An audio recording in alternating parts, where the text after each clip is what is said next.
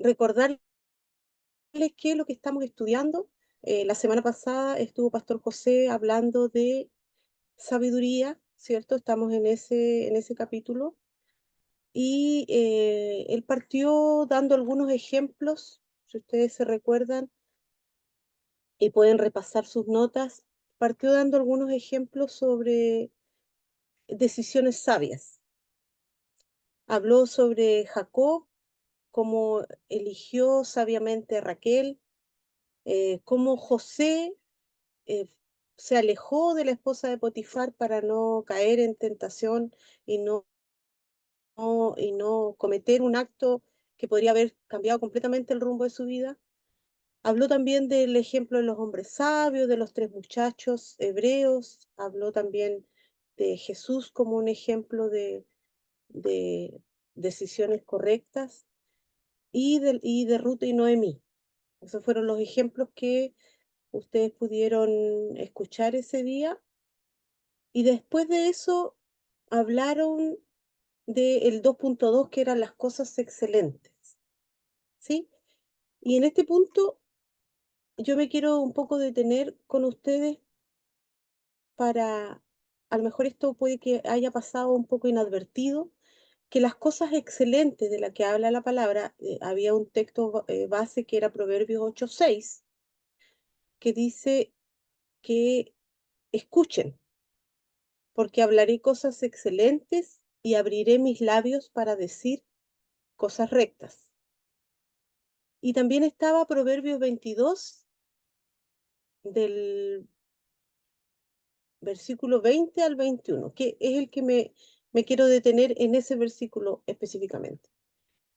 Voy a leer desde la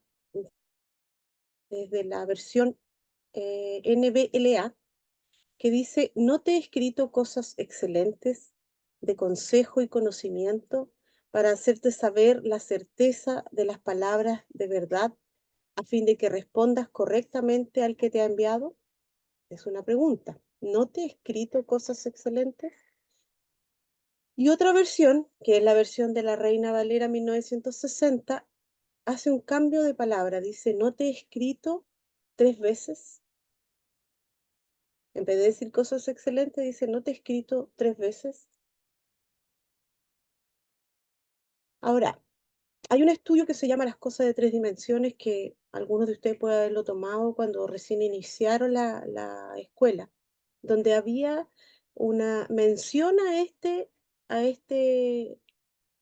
justamente a Proverbios 22, y hablaba de las cosas excelentes. Ahora, ¿qué quiere decir? Porque dice que eh, Dios nos habla, o nos ha escrito, mejor dicho, cosas excelentes. ¿Por qué dice que Dios nos habla 3 veces? Esa es la pregunta que yo me podría hacer, ¿cierto? Cuando escucho este versículo. Las cosas excelentes derivan de una palabra en hebreo que es shalosh. No sé si Jacqueline me puede apoyar para poder escribirlo en el chat.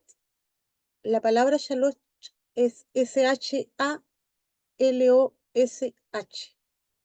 Significa cosas excelentes o 3 veces. El ADN de Dios es 3 veces, es 3. Si uno quiere saber si Dios está hablándonos, tiene que prevalecer las 3 veces. Dios Padre, Dios es Hijo y Dios también es Espíritu Santo. Lo bueno, lo aceptable y la perfecta voluntad de Dios, 3 cosas también que la Biblia menciona. Acción de gracias, alabanza, adoración. Nuestro propio crecimiento, siendo niño, siendo adolescente y siendo adulto, también se deriva o se manifiesta en 3 dimensiones. Entonces, cuando nosotros hablamos de 3, sabemos que 3 hace referencia a las cosas excelentes. Y que ese 3 y esas cosas excelentes cargan el ADN de Dios. Eso es lo que prevalece. Ese es el mover de Dios. Así, no, así Dios se mueve en nuestras vidas de tres veces y de llevarnos de un lugar inferior a un lugar superior. Entonces la excelencia significa que hay tres niveles y eso es algo muy importante. Cuando nosotros hablamos de sabiduría y en cosas excelentes, eso es lo que estamos haciendo. Vamos a movernos en tres niveles. Entonces es importante que nosotros podamos entender esto, ya que hay tres niveles, hay una dimensión más alta en la cual nosotros debemos mover. Ahora les voy a poner un ejemplo. En la Biblia hablábamos, en algunos de los pasajes bíblicos hablamos de Apolo. No sé si ustedes se acuerdan que se mencionó a Apolo como un ejemplo y decía que cuando Apolos predicaba, él era un hombre que tenía mucho, entregaba muy bien el mensaje de la palabra, se movía muy bien en las multitudes. Había mucha gente, por lo tanto, que lo seguía. Pero la Biblia nos enseña que él sí predicó a Cristo con precisión, pero vino Aquila y Priscila, o Aquila, no sé cómo lo quieran pronunciar, vinieron y le mostraron, dice, un camino más definido y con mayor precisión. Así que podríamos decir que ellos le mostraron un camino más excelente, un camino donde estaba el ADN de Dios, un camino donde se manifestaba esa mover de Dios en forma tridimensional. Él era preciso, pero necesitó a estas personas para que lo llevaran a un lugar aún más avanzado. Y eso es lo que nosotros estamos haciendo hoy. Muchos de ustedes, o sea, todos venimos de diferentes orígenes en cuanto a iglesias, y no es que nosotros nos permitamos descalificar a las temporadas o a las iglesias anteriores. No, no es eso lo que Dios busca, porque en cada una de ellas Dios construyó algo en usted. Dios usó esa iglesia donde usted estuvo para construir algo en usted. ¿Para qué? Para llevarlo de un movimiento, de un lugar menos definido a un lugar más definido, tal cual como le ocurrió a Apolos. Entonces, si nosotros nos movimos de un lugar anterior, que puede haber sido carismático, pentecostés o de cualquier iglesia donde usted pueda haber venido, y en este momento usted está escuchando una enseñanza que pareciera nueva, pero que en realidad es la Biblia interpretada en una forma más precisa, en una forma más clara y en una forma apostólica. Usted está llegando a una plenitud, a un lugar de madurez, que es donde Dios quiere que usted se mueva. Por eso que las cosas excelentes son importantes. Por eso que nosotros necesitamos dejar, la palabra dice, la vieja naturaleza atrás, para movernos hacia un fin de un cumplimiento de lo que Dios quiere hacer en la vida de usted, en la vida mía, en la vida de todos nosotros. Dios nos quiere mover a ese lugar de plenitud. Entonces, a veces somos nosotros los que impedimos que eso suceda, por diferentes causas que no vamos ahora a, a conversar, pero las cosas excelentes por eso son necesarias entenderlas. Por eso que la sabiduría de Dios se mueve hacia lo excelente. ¿Por qué? Porque las cosas excelentes son más altas, son superiores y son mejores. Eso decía el pastor José, compartía con ustedes eso la semana pasada. Nos movemos de lo sobrenatural, siempre va a ser mejor que lo natural. Siempre lo espiritual es mejor que cómo yo me muevo en lo natural. A veces somos muy naturales o muy, eh, lo voy a decir como muy chilenos, muy colombianos, muy mexicanos para, para hacer las cosas. Y Dios nos pide que salgamos de esa cultura de nación, porque nosotros somos una supracultura. Nosotros nos movemos o debemos movernos en la supercultura de Dios, en la supercultura del reino. Debemos actuar. A todos nos gusta que nos digan que nosotros somos reyes y sacerdotes, porque en la realeza, ¿cierto? Hay una identidad diferente, hay cosas que se mueven en forma diferente, pero nos cuesta llegar a eso. Nos cuesta llegar porque somos, como digo, muy chilenos, muy colombianos o muy mexicanos para hacer las cosas. Entonces, debemos saber que la eternidad es mejor que lo temporal. Cualquier cosa que sea temporal que acontece en nuestra vida y que a veces nos roba el tiempo, nos roba la energía, o nos hace sucumbir a situaciones de enfermedades o cosas así, eso no es excelente, pero lo eterno sí, lo eterno es excelente. Es a donde Dios nos quiere mover. Y eso tiene que ver también con, repasaban, si ustedes se acuerdan, en los versículos de Proverbios 22, hablábamos de los versículos 28 y 29, donde decía no, eh, que, que no cambiemos de lugar el lindero antiguo que establecieron nuestros padres, y también hablaba de que si nosotros hemos visto un hombre diligente en su trabajo, en la presencia de los reyes estará, no estará en la presencia de los de baja condición. Eso es un poco lo que yo también les digo, le estaba mencionando recién. Cuando nosotros nos queremos todos mover a ese estatus de realeza, codearnos con, eh, personas de estatus que nos aporten algo. Eso es operar en una esfera de lo mejor o de lo más alto. Por contrario, entonces, las personas que no poseen sabiduría no operan en un nivel mejor o más alto.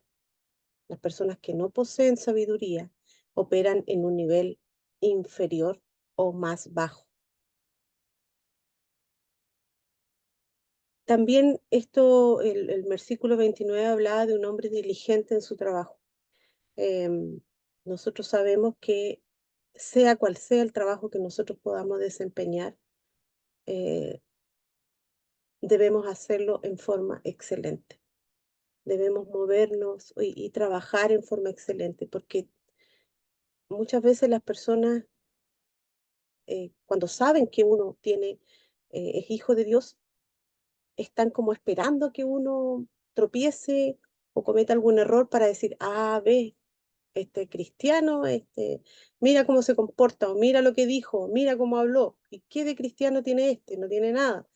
Ustedes saben cómo son, ¿para qué les voy a dar más ejemplos de eso si generalmente nos topamos con ese tipo de situación?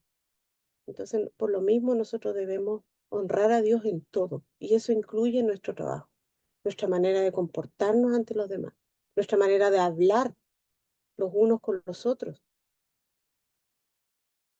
Eso es movernos hacia las cosas excelentes. Que de mis labios salgan palabras rectas, de mis labios salgan palabras excelentes. Eso es lo que decía Proverbios 8:6. Entonces, si yo tengo una profesión, tengo un trabajo, tengo que demostrar excelencia en lo que hago.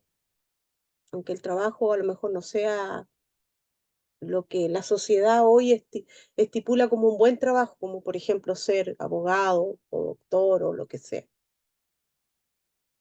Pero sea cual sea el trabajo que nosotros hagamos, debemos hacerlo para honrar a Dios y hacerlo de la mejor manera, demostrando quién soy, demostrando la identidad que yo cargo.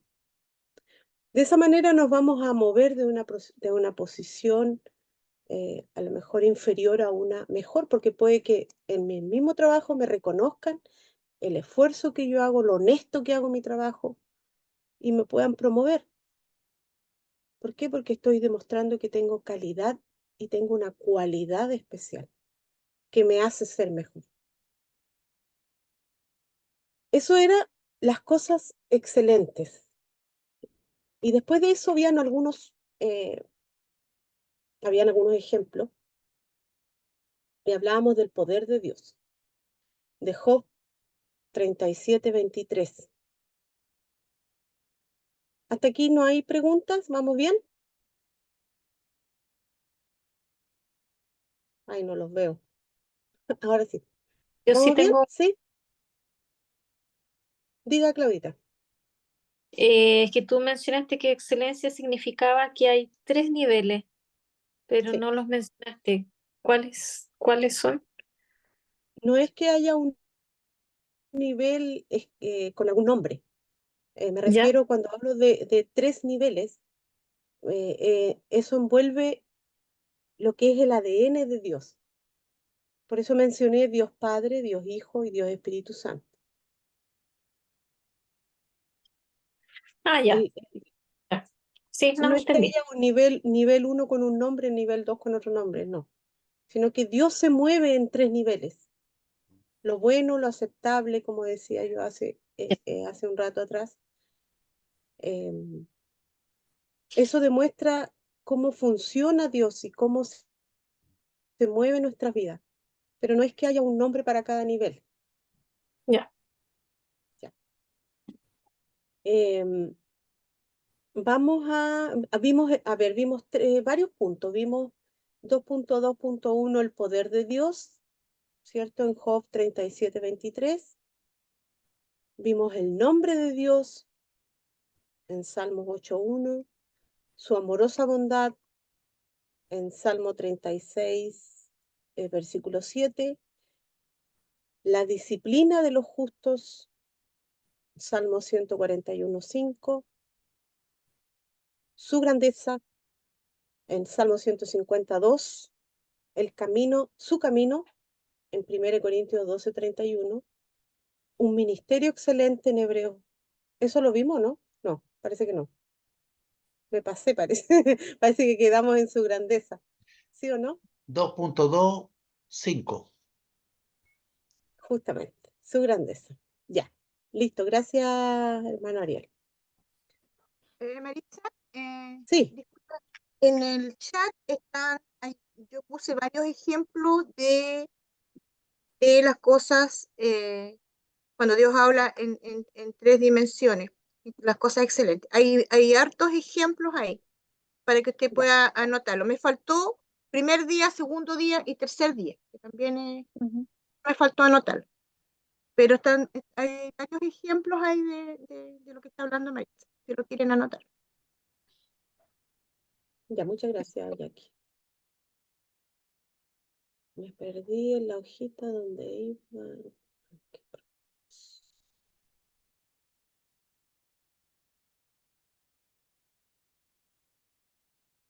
Ya vimos Salmos 8:1 decía el nombre de Dios, ¿cierto? Ese versículo lo leímos, así que, bueno, habla de lo que es el nombre glorioso de Dios. Cuán glorioso es tu nombre. El nombre de Dios obviamente involucra muchas cosas, involucra su majestad, involucra su poder, su santidad, su pureza, su revelación en Cristo. Todas esas cosas nos cuentan, nos hablan de la gloria de Dios.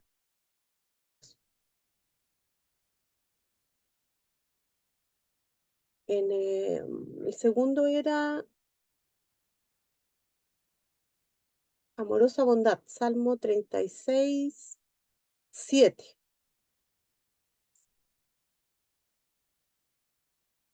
Cuán preciosa, oh Dios, es tu misericordia. Por eso los hijos de los hombres se amparan bajo la sombra de tus alas. Si ustedes leen o comprenden bien este versículo, habla obviamente de la bondad amorosa de Dios y la describen como algo precioso, como algo valioso, como algo que me da protección, que me da refugio. Un Dios compasivo y misericordioso con nosotros también. Pues la disciplina de los justos habla Salmo 141:5, dice que el justo me castigue será un favor, que me reprenda será un bálsamo sobre mi cabeza. Esa era así. Bueno, eso es, esta parte aquí es bien importante para nosotros que entendemos lo que significa la disciplina y la corrección. La corrección tiene que ser de un justo. Eso dice la palabra, que el justo me castigue, no que el injusto, que el justo. Primero, por eso nosotros necesitamos eh, ser guiados por un padre espiritual, porque él cumple esa función de corrección. Pero esa corrección es en base al amor, es una corrección como un acto de amor, una corrección de una persona que es justa, la cual corrige en un acto de amor y favor, en lugar de nosotros, ¿cierto?, resentir esa corrección, y lo que dice también el salmista aquí, es que lo recibe como algo que es beneficioso para su vida. Será un favor, dice. Y también lo ve como un bálsamo sanador. ¿Por qué es comparada con un bálsamo? Un bálsamo, ustedes saben que tiene propiedades curativas. Y esto sugiere entonces que cuando alguien me corrige, aunque pueda ser doloroso en el momento de esa corrección, tiene un efecto curativo, tiene un efecto sanador, tiene un efecto positivo a largo plazo.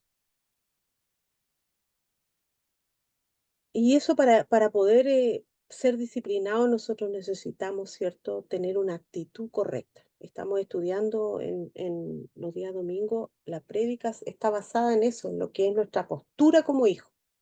Y esa postura lleva consigo una actitud de humildad y de disposición a aceptar corrección. La persona que es altiva no recibe la corrección. Y es lo que pasó, el ejemplo que en uno de las prédicas que me tocó estudiar a Orfa. No sé si ustedes se acuerdan bien los que escucharon ese día la prédica, hablábamos mucho de Orfa, porque Orfa representa esa altivez que tiene el ser humano y que no permite la corrección. Es aquella que da vuelta a la espalda, que escucha pero se va.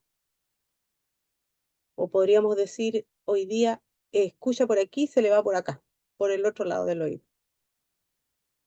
¿Por qué? Porque no hay una postura correcta de recibir una corrección. Entonces, como estamos estudiando ahora lo que es sabiduría, bueno, sabiduría también tiene que ver con la disciplina de los justos.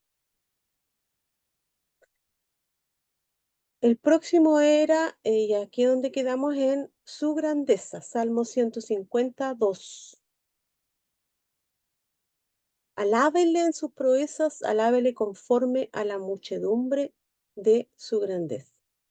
Este versículo es una forma de que eh, nos muestra cómo nosotros podemos exhortar y alabar a Dios por sus hechos poderosos y por su inmensa grandeza, ¿cierto?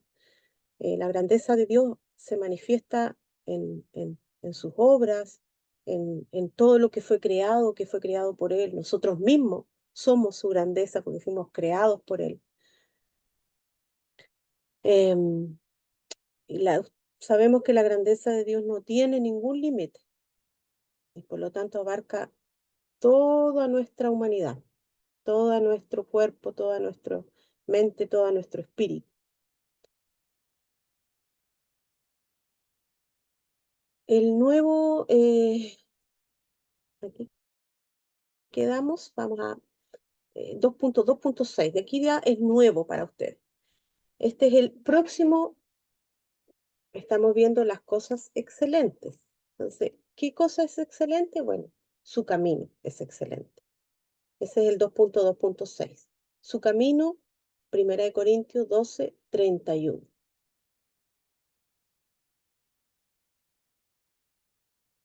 Que quiera leerlo, porque ya aquí vamos a, si ustedes quieren participar, y puedan leer 1 Corintios 12:31.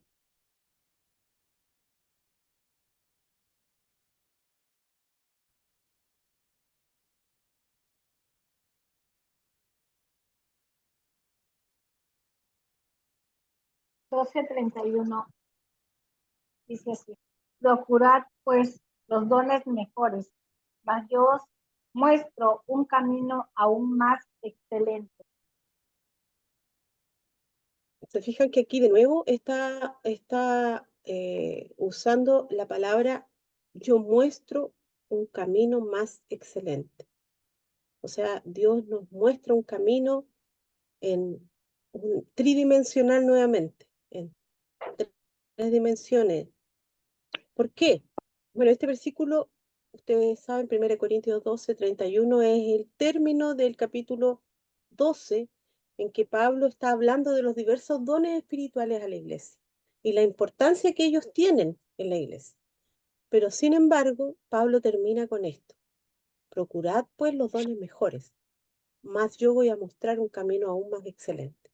Esta es la antesala de 1 Corintios 3, conocido como el capítulo donde Dios nos habla. ¿De qué cosa? 1 Corintios 13. ¿De qué habla De la 1 Corintios 13? excelencia del poder. Del amor. Del amor. Muy bien. No sé quién lo dijo porque no los estoy viendo aquí, pero alguien lo dijo. Del amor. Pablo señala que hay un camino aún más excelente que los dones espirituales. ¿Cuál es ese camino? El camino del amor. Ese tema se desarrolla obviamente en el capítulo 13, en 1 Corintios 13. ¿Por qué es un camino más excelente que los dones, el amor? Bueno, porque Pablo enfatiza que el amor es superior a todos los dones que nosotros podamos tener o mostrar. Sin amor, los dones pierden el verdadero propósito y su verdadero valor. Hay una primacía del amor. 1 Corintios 13 describe las características del amor. Acuérdense que dice que el amor es paciente, el amor es bondadoso, el amor no produce envidia, el amor no se jacta, el amor no es arrogante, tampoco busca lo suyo propio, no se irrita, tampoco guarda rencor, ¿cierto? Las personas rencorosas ya quedarían aquí descalificadas, porque dice que el amor no guarda rencor. Se regocija con la verdad, o sea, hay un gozo por buscar y decir la verdad. El amor todo lo sufre, todo lo cree, todo lo espera y todo lo soporta.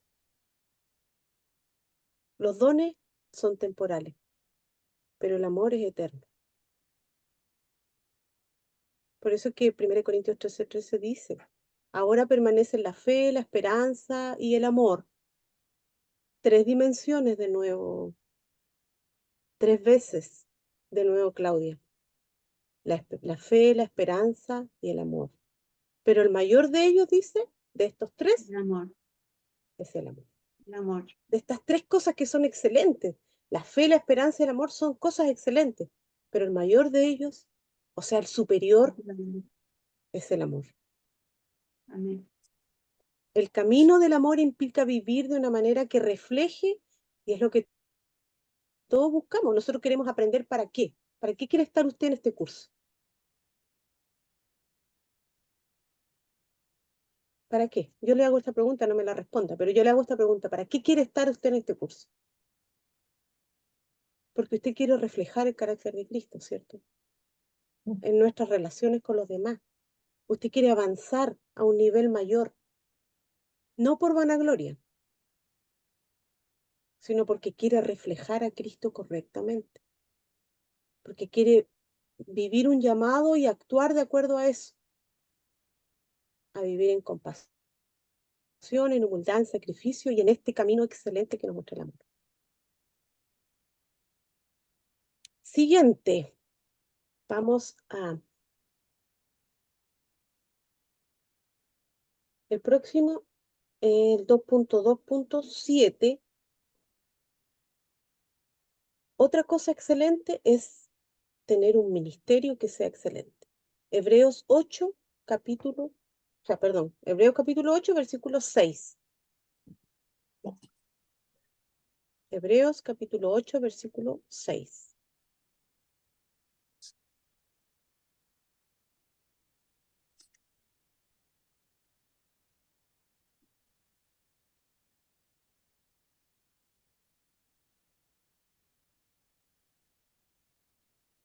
Ujú. ¿Quién lo Pero tiene? ahora tanto, ¿Nadie lo leo? Ah, ok. El hermano Ezequiel pero, parece que lo tenía. pero Sí, ahora ok. tanto mejor Adelante. ministerio es el suyo, cuanto es mediador de un mejor pacto establecido sobre mejores promesas. Amén. Pero ahora tanto mejor ministerio es el suyo. ¿De quién está hablando aquí? ¿Cuál es el ministerio que es mejor?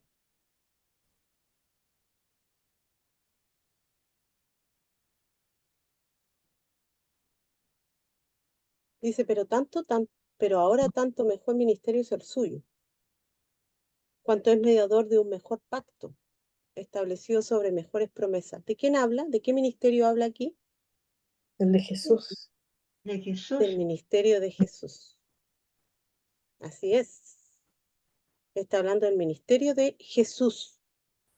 Este versículo destaca, ¿cierto? Un ministerio excelente. El ministerio de Jesús es un ministerio excelente.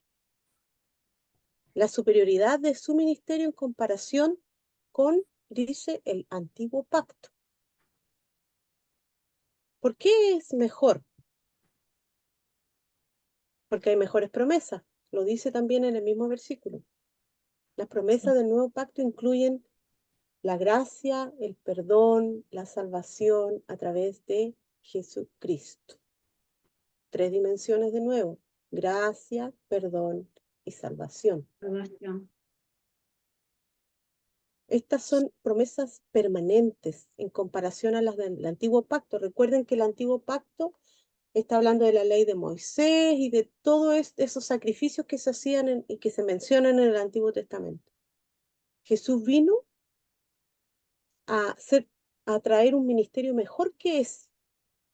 Eso es lo que está diciendo este versículo. Un ministerio superior, porque él no solamente pudo cumplir con esa ley, sino que pudo llevar esa ley a un nivel mejor. Su sacrificio fue único, su sacrificio fue excelente y fue suficiente para la redención de todos nosotros. Ujú. Amén. Jesús entonces es presentado como un mediador de este nuevo pacto, ¿ya? El otro día yo estaba leyendo una parte de la palabra donde hablaba de la transfiguración que resultó que hizo Jesús cuando se encontró, no me acuerdo en qué parte está la Biblia, pero hablaba de em, cuando Pedro fue testigo de que Jesús estaba en un lado con Elías, con el profeta Elías, y en el otro lado estaba con Moisés, la transfiguración. No sé si ustedes se han topado con ese pasaje bíblico donde habla de la transfiguración. Y Jesús está en el centro de ellos dos, dice la palabra. Estaba por un lado el profeta Elías y en el otro lado estaba Moisés. Y me llamó la atención la figura. ¿Por qué? En un lado estaba Moisés, un hombre que conoció el Seol, ¿cierto? Acuérdense que él fue llevado, él murió, Dios lo tuvo que ir a sacar de ahí, de la muerte, digamos. Pero Elías no conoció la muerte, porque Elías fue llevado. La palabra dice que fue llevado en un torbellino, en un carro de fuego. Entonces Jesús estaba en el medio de ellos dos. Por un lado, ¿cierto? Nosotros podríamos hablar de que la antigua ley y por el otro lado, Elías que representaba los profetas. Y Jesús viene en 3 dimensiones de nuevo, viene a romper, no a romper, pero a hacer algo mejor con el antiguo pacto que es representado por Moisés y los profetas. Él encapsula todo eso. Y eso es un poco lo que habla acá. Esa transfiguración que ocurre es porque su ministerio fue superior, fue excelente. Mari, Dígame. Mateo 17, 1 y 2, la transfiguración. Ahí está. Muchas gracias. Mateo. ¿Mateo cuánto? 17, 1 y 2. 17. Lucas 9 también, del 28 en adelante. Ya. Ahí están los datos para que ustedes puedan buscar, ir a ver esa historia que es muy interesante. Poder sacar muchas más lecciones. Yo les comparto lo que yo pude apreciar de eso, pero seguramente hay algo más profundo todavía ahí. Vamos al 2.2.8. Hay un sacrificio que es excelente. Hebreos 11, versículo 4. Hebreos 11, versículo 4. Por la fe, Abel ofreció a Dios más excelente sacrificio que Caín, por lo cual alcanzó testimonio de que era justo, dando Dios testimonio sobre sus ofrendas, y muerto aún habla por ellas. Exactamente. El sacrificio de Abel fue un sacrificio excelente. Más excelente que el que entregaba o entregó Caín. Entonces, aquí hay varios componentes de este sacrificio que es excelente. Primero habla de que hay una fe superior. O sea, el sacrificio de Abel envuelve una fe superior. También envuelve una justicia que es reconocida. Superior en fe, ¿por qué?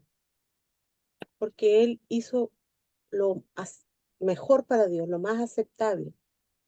Entonces, la fe de él es un elemento crucial que distingue su ofrenda de la de Caín. Caín también ofrendó. No es que Caín no haya ofrendado. Caín también ofrendó. Pero el sacrificio de la ofrenda basada en la fe que Abel tenía ante Dios fue más aceptable. La distinguió por sobre la de Caín. También aquí aparece algo importante. Dice que Abel alcanzó un testimonio de que era justo por este excelente sacrificio. Entonces, debido a esa fe y a ese sacrificio, Abel fue considerado justo. Dios mismo dio testimonio de su justicia porque aceptó su ofrenda. Entonces, el impacto de Abel, por eso es que habla hasta hoy, muerto aún habla por ella, dice. Hay un testimonio poderoso en lo que él hizo. Es un ejemplo de su fe, un ejemplo de la justicia, que sigue hablando a través de todas las generaciones. Su historia traspasó las barreras de su muerte. Es un testimonio que perdura y constantemente se pone como ejemplo cuando hablamos de primicia, cuando hablamos de ofrenda en la iglesia. Se toma cierto que la ofrenda de Abel fue un excelente sacrificio, en comparación obviamente con la de Caín. El tema no radica en el tipo de ofrenda, sino en la actitud en la que la ofrenda fue presentada, en la fe, en la justicia y en todo eso que les decía yo. El ejemplo entonces de Abel, perdón, es un ejemplo poderoso de ese tipo de fe y de esa sinceridad cuando nosotros ofrendamos, que son agradables a Dios. 2.2.9. Segunda de Pedro 1:7. Segunda de Pedro 1, 17. Sí, 17, perdón, 17. 17. Yo puse 17. Pues cuando él recibió de Dios Padre honor y gloria, le fue enviada desde la magnífica, excelente, una voz que decía: este es mi Hijo amado, en el cual he puesto mi complacencia. Su gloria dice que es excelente. Él recibió de Dios Padre honra y gloria. Y esa gloria fue una gloria excelente.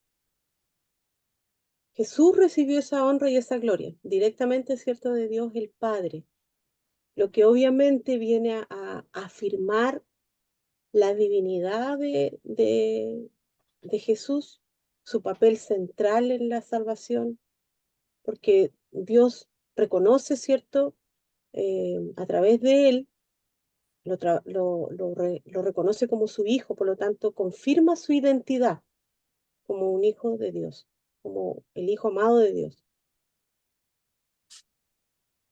La declaración de la complacencia de Dios.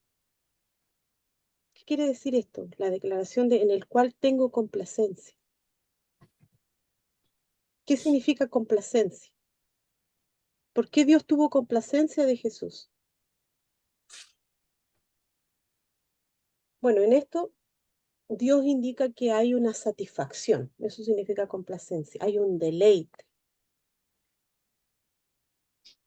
Y este es el resultado, este deleite de Dios por su Hijo, esta satisfacción de Dios por su Hijo, es el resultado de la perfecta obediencia y el amor de Dios hacia su Padre. Recuerden que Jesús siempre en todo decía que Él no vino a hacer su voluntad, Él vino a hacer la voluntad de su Padre. No vino a hacer otra cosa. Entonces la gloria excelente de Dios manifestada en Jesús es algo muy profundo, ¿cierto? Que nos lleva a dimensionar la naturaleza de Dios, de Cristo en la tierra. Vamos al siguiente, ¿en cuál voy? En el 2.10. Sí, otra cosa excelente, y con este terminamos las cosas excelentes, es tener un espíritu excelente. Y eso lo podemos encontrar en Daniel, capítulo 6, versículo 3. Daniel 6, 3.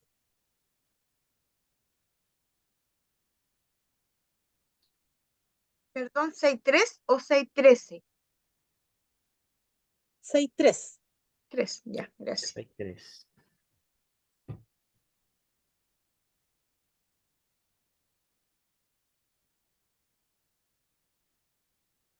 Pero Daniel mismo era superior a estos sátrapas y ministros, porque había en él un espíritu superior, un espíritu excelente, y el rey pensó en ponerlo sobre todo el reino. Ahí está muy claro, ¿cierto? Que habla, el ejemplo dice que Daniel había en él un espíritu superior, un espíritu excelente. Y eso lo hacía destacar para que el rey, sobre otros gobernantes o sobre otros sátrapas, como dice la Biblia, y el rey pensó en ponerlo entonces sobre todo el reino. ¿Por qué? Porque él destacaba en esa excelencia de espíritu. Lo hizo sobresalir entre los demás líderes y ganarse obviamente el favor del rey. Ahora, ¿qué es necesario? ¿Cómo podemos nosotros determinar que había un espíritu excelente en él? Bueno, porque Daniel era conocido justamente por su integridad y por su sabiduría. También él contaba con el favor divino. Acuérdense que él podía interpretar sueños, por lo tanto, contaba con el favor de Dios.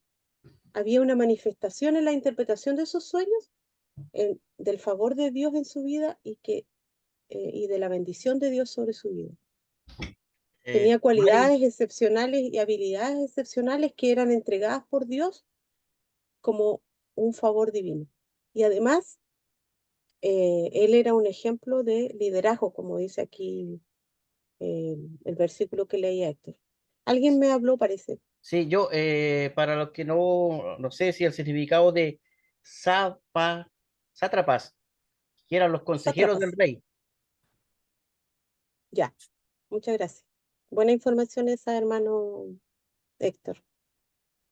Los sátrapas entonces eran consejeros del rey, para que lo anoten igual ahí. Con ese terminamos entonces las cosas excelentes. ¿Ya? Todos esos puntos, todos esos ejemplos, todos esos versículos nos hablan de las cosas excelentes. La sabiduría pone estas cosas en perspectiva en la vida de un creyente, llevándolo al ámbito de la excelencia. O sea, ¿qué podemos sacar nosotros de todo esto? Hablamos de disciplina, hablamos de la grandeza, hablamos del amor, hablamos de un ministerio excelente, de un sacrificio excelente como el de Abel. Hablamos del nombre de Dios, del poder de Dios, de la amorosa bondad de Dios, de la gloria excelente y del espíritu que había en Daniel, que era excelente. Todas estas cosas nos ponen a nosotros en perspectiva de llegar a alcanzar esas características de poder en nuestra vida de creyente, en nuestra vida de hijo de Dios, llevarlo a un ámbito, llevar nuestra vida a ese ámbito de la excelencia. Y para eso es necesario la sabiduría. Vamos al 2.3, cosas correctas. Hablamos antes de las cosas excelentes, ahora en el 2.3 vamos a hablar de las cosas correctas.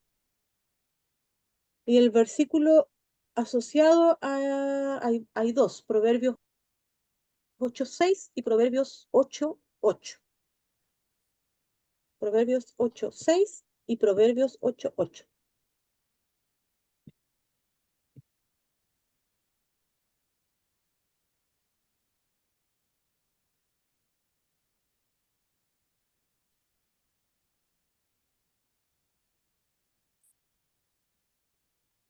Quien lo tenga que lo lea, por favor.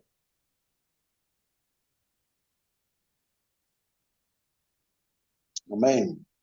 Oíd porque hablaré cosas excelentes y abriré mis labios para cosas rectas. Ese es 8:6. 8:8 dice, justas son todas las razones de mi boca y no hay en ella cosa perversa ni torcida. Amén. Amén. Gracias, hermano. Si ustedes se fijan aquí, en los dos versículos que leyó el hermano Ezequiel, habla de la boca. De mis labios saldrán cosas rectas. Todas las palabras de mi boca son rectas. Hablaré de cosas excelentes. ¿Qué nos lleva a pensar esto? Que nosotros para poder ser sabios, para llegar a esa sabiduría necesaria, debemos hablar cosas excelentes. De nuestra boca deben salir palabras rectas, no torcidas, no perversas. Y eso tiene mucho que ver con cómo nosotros nos comportamos los unos con los otros. Lamentablemente aquí hay puntos que tocar que son un poco quisquillosos, podríamos decir. Pero nosotros siempre hemos aprendido y escuchado de papá que lo que sale de nuestra boca, perdón, lo que entra a nuestra boca no contamina, pero lo que sale de nuestra boca sí que contamina. Entonces, las palabras que puedan salir de nuestra boca deben ser palabras de bendición. Deben ser palabras que me permitan levantar a un hermano, por ejemplo, si está caído, o si está triste, o si necesita ayuda. Pero muchas veces usamos la boca para hacer justicia, para juzgar. En Chile usamos mucho la palabra pelambre o pelar. Y la gente se junta para hacer eso, por teléfono, o se junta para en una reunión cualquiera, para hablar del otro, pero no sé si a ustedes les ha pasado, pero hay mucha gente que sabe perfectamente cómo arreglar la vida de otra persona. Dicen, no, es que él tiene que hacer esto otro, debiera hacer esto otro. Pero eso mismo no lo aplica en su propia vida. Es bueno para dar consejos que no aplican ni en su propia vida. Entonces, lo que sale de mi boca contamina. Si es que yo no estoy usando, como dice este versículo, las palabras rectas, si yo no estoy usando las palabras con sabiduría, si yo estoy expresándome mal de algún hermano, todo eso contamina. Y todo eso quebranta el espíritu. Las palabras hieren mucho, más que un golpe muchas veces, mucho más, porque quebrantan el espíritu. Entonces, si de nosotros va a salir algo, que salga algo que sea para bendecir a otro, no para querer saber. Hay gente que se especializa en querer saber la vida de los demás y está constantemente averiguando cómo lo hiciste, quién te lo dijo, por qué. Hay una expresión en inglés que dice mind your business. ¿Qué significa eso, Claudita? Mind, Mind your business. focus, ¿no? Que no es tu asunto. Métete en tu, claro, métete en tus asuntos. O sea, eso, nosotros tenemos que aprender como hijos de Dios que las palabras que salen en nuestra boca, como dice ahí, sean palabras excelentes, que salgan de mi boca palabras rectas, nada perverso, nada torcido, porque eso es lo que Dios nos está mandando a hacer. Las palabras rectas son, o las palabras justas son cosas derechas, cosas rectas, son cosas buenas. Y esa es una faceta de la sabiduría que nos lleva a ser personas más sabias. Vamos a 1 Reyes 11:38. Otro versículo que habla de cosas rectas o cosas correctas. 1 Reyes 11:38.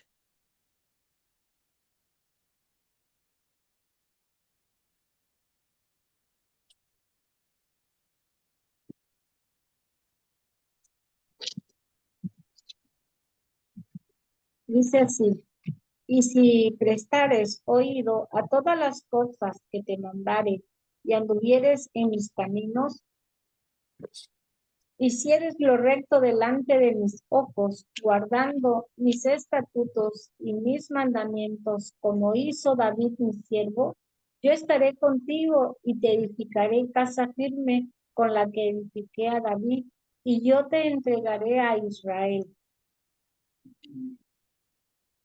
Amén. ¿Sí Aquí se escucha? está. Sí, se escuchó, hermana, muchas gracias. Sí, se escuchó bien. Este versículo habla de una promesa de Dios a Jeroboam. Es una palabra profética del profeta Ahías que le dice a Jeroboam en este capítulo, Primera Reyes 11, empieza hablando de las diferentes esposas que tenía Salomón, moabitas, de Edom, de Sidón, todas aquellas mujeres que Dios le había dicho que no se acercara a ellas, él se acercó y las tenía como esposas. Entonces, Dios, por esa razón, por la desobediencia, trajo a este Jeroboam para que conquistara Israel. Y a través de este profeta Ahías, él habló y le dijo que si hicieres lo recto, si hicieres las cosas bien delante de mis ojos, y si fueras igual como lo hizo David, mi siervo, ahora nosotros podríamos decir, pero David, pero ¿cómo Dios dice eso si David, tantas cosas que hizo David? Pero aún así, para Dios, por eso es que muchas veces nosotros miramos las cosas desde el punto de vista humano más que del punto de vista de Dios. Cuando nosotros vemos a David desde el punto de vista humano, ¿cómo lo vemos? ¿Cómo lo vemos? Díganme, Un los violador, escucho. un adúltero, un asesino, después Así lo con las vemos, manos de ¿cierto? sangre. ¿Y cómo lo veía Dios? Para Dios, su corazón era perfecto.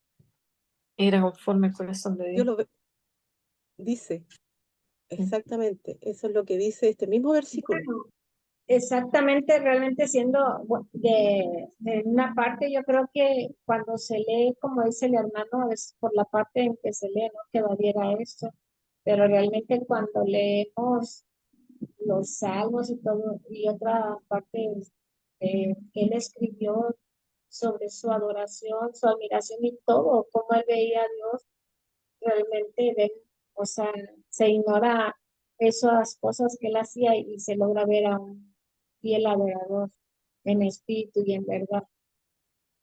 O sea, un hombre que daba todo por su Dios. David, a pesar de todas esas fallas, ¿cierto? Que mencionaba el hermano, por eso yo decía cómo lo vemos nosotros ante los ojos naturales, no ante los ojos espirituales o a los ojos de Dios, ante los ojos naturales. Lo vemos, lo podemos ver con muchas fallas, pero Dios no lo veía así, porque Él es recordado por su corazón conforme al de Dios.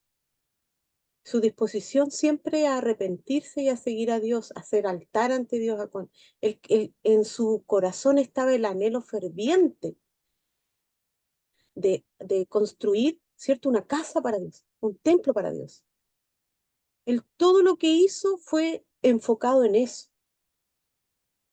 Entonces, este Jeroboam, Dios le pedía que tuviera un corazón como él y que si él iba a hacer lo recto ante sus ojos, guardar los mandamientos, guardar los estatutos como lo hizo su siervo David, él iba a estar con él. Entonces hay condiciones para esa obediencia. Dios establece condiciones claras para la bendición en nuestras vidas. Andar, caminar en su camino, hacer lo recto delante de sus ojos, y la obediencia es parte fundamental de eso, para poder recibir las promesas de Dios. Por eso es que David es un buen ejemplo para nosotros, porque fue una persona que, como decía, a pesar de sus fallas, él sí tenía un corazón dispuesto.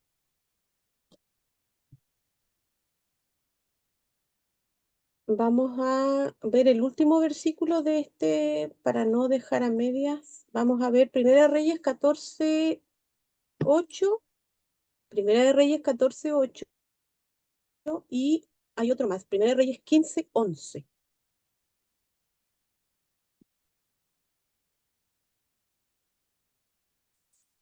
14:8 dice así: y rompí el reino de la casa de David y te la entregué a ti, y tú no has sido como David mi siervo, que guardó mis mandamientos y anduvo en pos de mí con todo su corazón, haciendo solamente lo recto delante de mis ojos. 14:8 Y el otro era Primera de Reyes 15, versículo 11.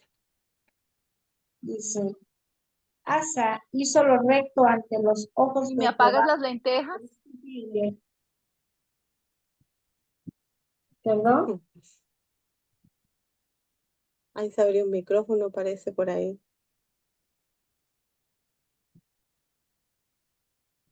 Vuelva a 15:11. repetirlo, por favor. Asa hizo lo recto ante los ojos de Jehová como David su padre. Ese era.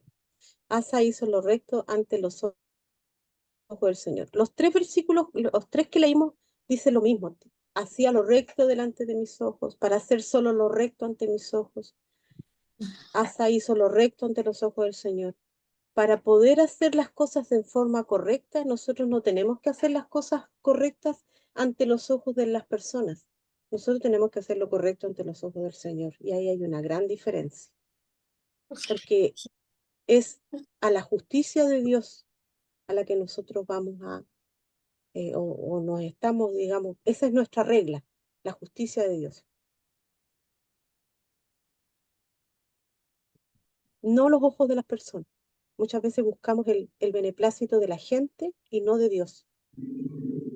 Y nosotros debemos, la palabra dice que nuestro temor debe ser a Jehová, no a los hombres. Pues si no diría Jehová y los hombres, pero dice claramente temor a Jehová.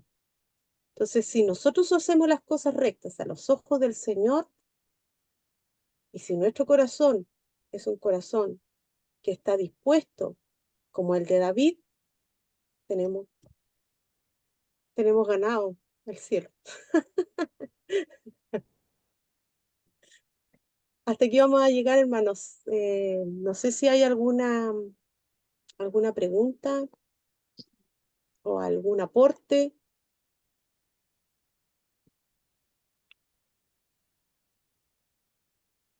Las cosas correctas traen los beneficios de la justicia de Dios a nuestra vida. Hermana, yo creo que esto último de David es un gran aliciente a nuestras vidas, porque a veces somos así como David, ¿no? Pero debemos hacerlo recto, aunque a veces tengamos fallas. Lo importante es hacerlo recto delante de Dios. También lo que usted decía hace rato, las cosas correctas, eso es algo que agrada al Señor. Y cuando uno lo hace de corazón, cuando uno lo hace no esperando recibir algo de Dios, no, sino lo hace porque de una manera hemos recibido la gracia de Dios. Dios eso lo toma a bien, ¿no?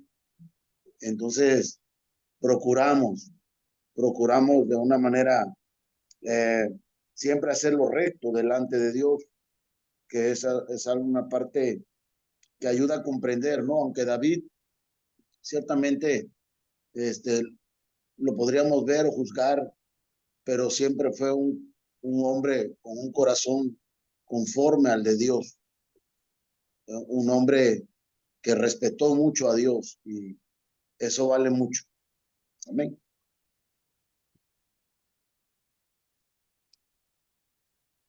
Amén, así es, hermano.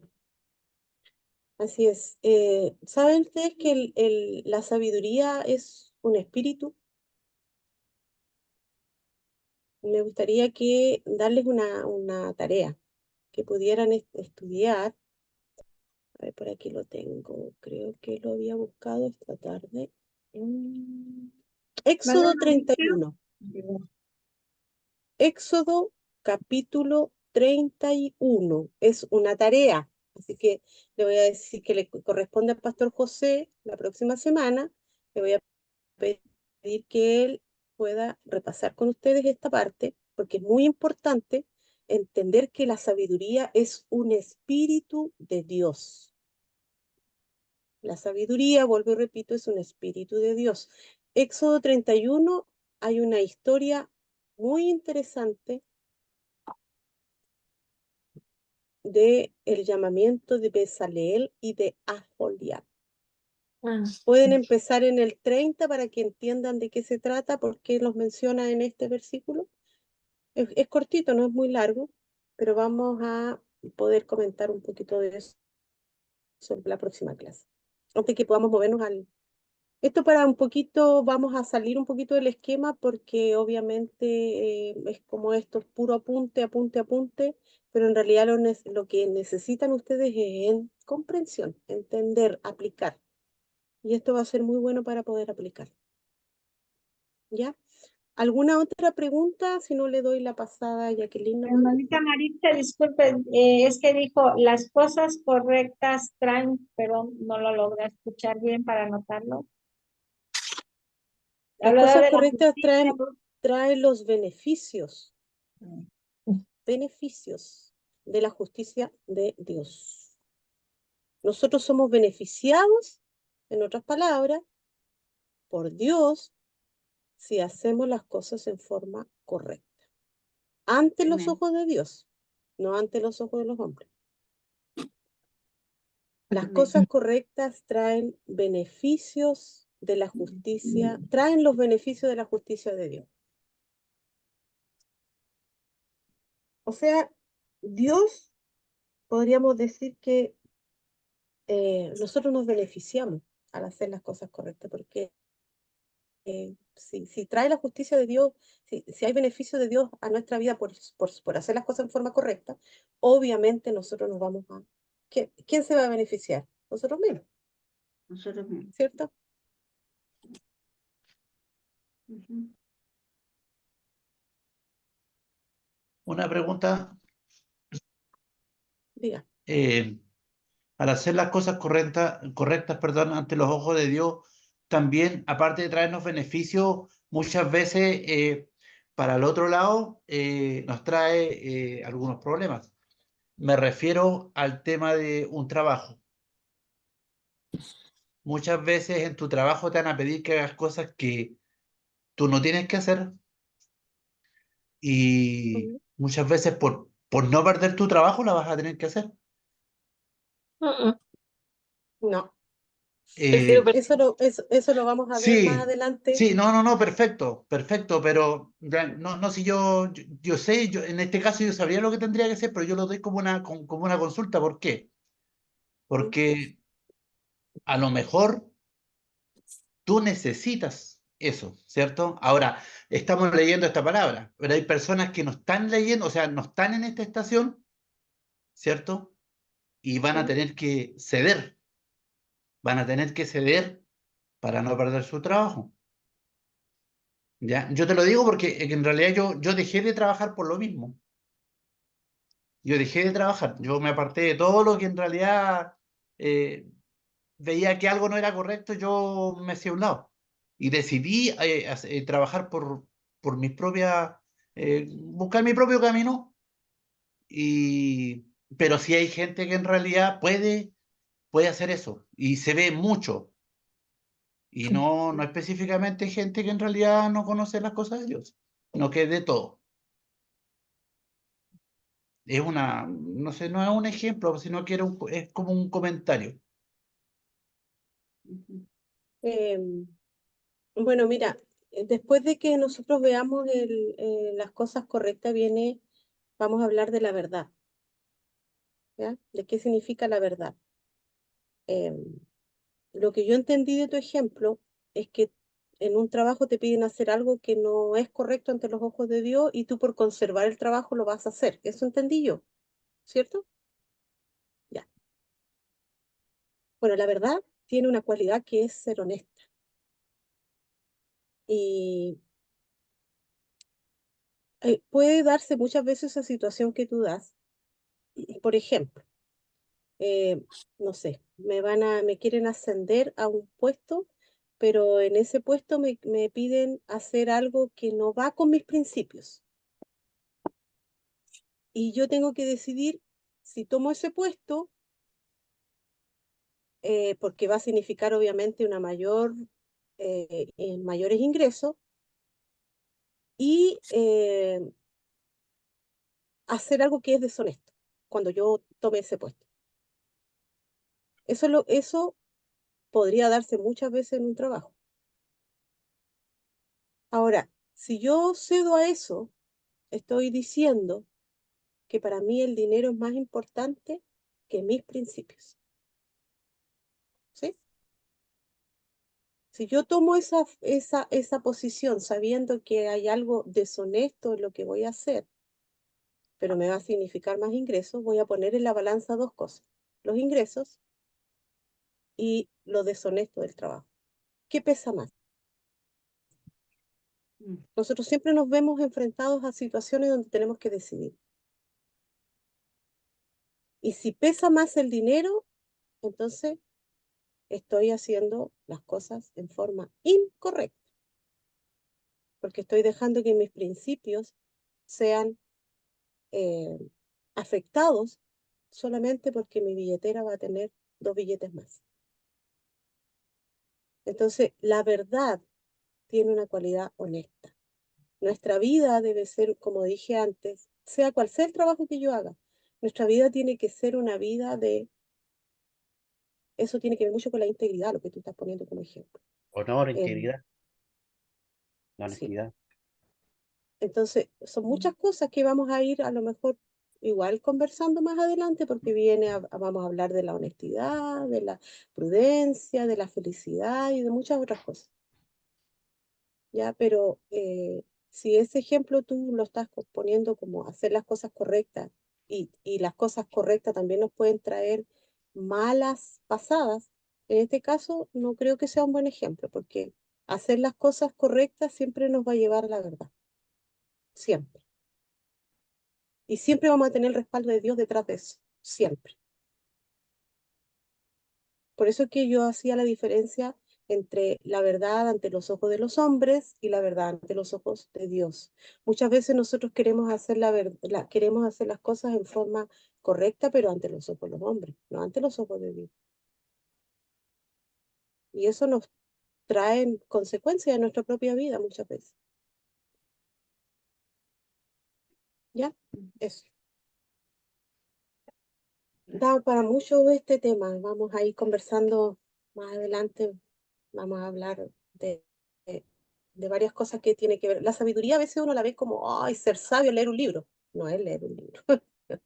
Es un espíritu, como dije yo. La sabiduría es un espíritu. Nosotros tenemos que llenarnos de ese espíritu. Dios nos da espíritu. Por lo tanto, nosotros podemos pedirle a Dios por un espíritu de sabiduría en nuestra vida también. Amén. Amén. Ya, Jackie, ahora sí te doy el pase. Ya, hermana, gracias por esta tremenda enseñanza. Así que a estudiar Éxodo 31 para la próxima clase, a leer, meditar y llegar preparados para la próxima semana. Quiero comunicarles que el próximo lunes tenemos reunión con nuestro amado pastor. Recuérdense que hay una reunión cada 15 días, así que el próximo lunes toca para que aparten ese tiempo a la misma hora de ahora, que 9 de la noche hora Chile, 8 hora Colombia parece, y 7 de la tarde creo que es México. Para el próximo lunes. Recuerden que el tema que está hablando el pastor acerca del pecado es algo tremendo que ha cambiado la percepción de muchos de nosotros de cómo ver la palabra pecado. Realmente se nos ha roto, como dice él, el coco con esto. Es una palabra poderosa que todos tienen que escuchar, y que es algo grande que va a cambiar todo, todo. A mí me revolvió la cabeza todo esta enseñanza que ha sido demasiado buena, así que no se la pueden perder. Porque una palabra mal enseñada o una palabra mal entendida puede cambiar el rumbo de nuestra vida. Así que no se pueden perder estas enseñanzas, ¿ya? Para que aparten su día el día lunes próximo. Ya, mis hermanos, así que un abrazo gigante. Muchas gracias por apartar este tiempo.